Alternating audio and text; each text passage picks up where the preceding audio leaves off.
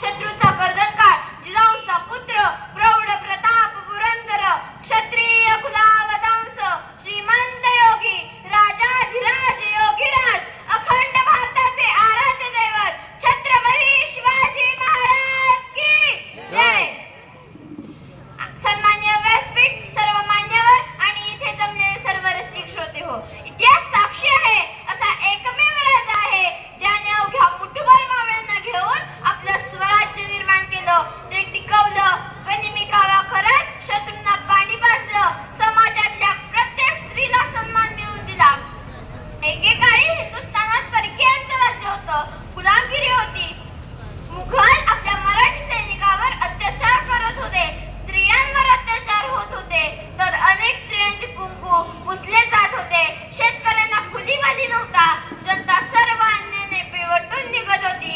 अशा काळात हा दिवस उगवला ज्या दिवशी हिंदुस्थानाचे आराध्य दैवत हिंदवी स्वराज्याचे संस्थापक छत्रपती शिवाजी महाराजांचा जन्म झाला.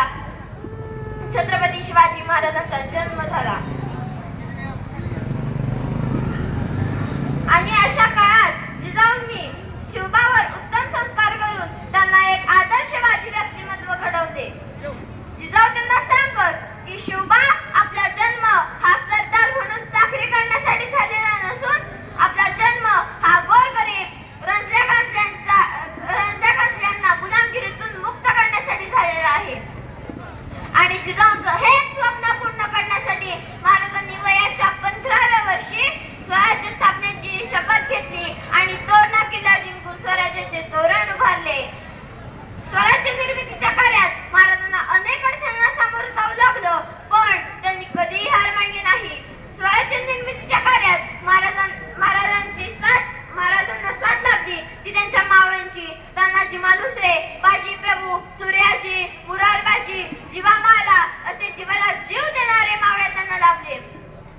जगणारे ते मावळे होते, जागवणारा तो महाराष्ट्र होता. जगणारे ते मावळे होते, जागवणारा तो महाराष्ट्र होता. स्वतःच्या कुटुंबाला विसरून रयतेची मायेने काळजी घेणारा फक्त माझा शिवबा होता, फक्त माझा शिवबा होता. शिवाजी महाराजांनी त्यांच्या कारकिर्दीत 1960 किल्ले जिंकले. त्यात तोरणागड हा वयाच्या 16व्या वर्षी महाराजांनी जिंकलेला पहिला गड म्हणून ओळखला जातो. 6 जून 1674 रोजी रायगडावर शिवाजी महाराजांचा राज्याभिषेक झाला आणि छत्रपती हे पद त्यांनी धारण केले. छत्रपती म्हणजे सार्वभौम आणि सर्वेसर्वा. शिवाजी महाराजांची राजमुद्रा ही संस्कृत मध्ये आहे. आपली संस्कृती टिकावी, ती वाढावी हा त्यामागचा उद्देश असावा. प्रतिभचंद्र लेखे व वर्धिष्णू विश्ववंदिता शहासुनो शिवशेषा पुत्रा भद्राय राजते. प्रतिभेच्या चंद्रकलेप्रमाणे वाढत जाणारी आणि साऱ्या विश्वाला वंद्य होणारी अशी शार्ंगराजांचा पुत्र शिवाजीराजे यांची राजमुद्रा लोकांच्या कल्याणासाठी आहे. शिवाजी महाराज फक्त राजे नव्हते, तर ते एक युगपुरुष होते. प्रजेवर अन्याय अत्याचार करणाऱ्यांचा त्यांनी चोख बंदोबस्त केला होता. नेहमी भावनेपेक्षा कर्तव्याला महत्त्व दिले, शक्तीपेक्षा युक्तीने कार्य केले आणि सारे आयुष्य त्यांनी प्रजेच्या कल्याणासाठी वाहिले.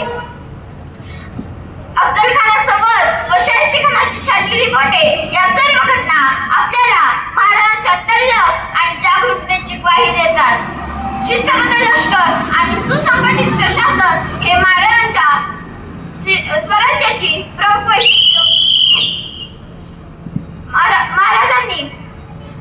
महाराजांच्या आधी व नंतरही अनेक राजे होऊन गेले, पण असा कुशल प्रशासक जाणता राजा आजही एकच, ते म्हणजे छत्रपती शिवाजी महाराज. आणि एक दिवस असा उगवला की 3 एप्रिल 1680 रोजी महाराजांनी अखेरचा श्वास घेतला आणि एक आदर्श, पराक्रमी, प्रजाहित दक्ष राजा काळाच्या पडद्याआड गेला. हवा वेगाने नव्हती, हवेपेक्षाही त्याचा वेग होता. हवा वेगाने नव्हती, हवेपेक्षाही त्याचा वेग होता. अन्यायाविरुद्ध लढण्याचा इरादा अनेक होता, अन्यायाविरुद्ध लढण्याचा इरादा अनेक होता. असा जिजाऊंचा शिवबा लाखात नाही तर जगात एकच होता. शिवाजी महाराजांचे हे विचार आणि कार्य आपल्याला स्फूर्ती देणारे आहेत. शिवाजी आजच्या तरुण पिढीने निवड मावळा म्हणून न घेता जर महाराजांचे हे विचार जर आचरणात आणले तर त्याचं आयुष्य सोन्यासारखं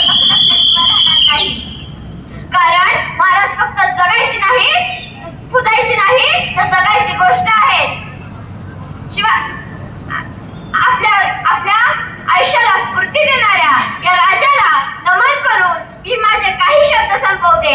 जाता जाता एवढंच म्हणावंसं वाटतं, राजे तुम्ही होता म्हणून दिसले मंदिराला कळस आणि दारात तुळस. राजे तुम्ही होता म्हणून वरून राहिली सुवासिनीचे कपाळ आणि हिंदवी स्वराज्याची सकाळ आणि हिंदवी स्वराज्याची सकाळ.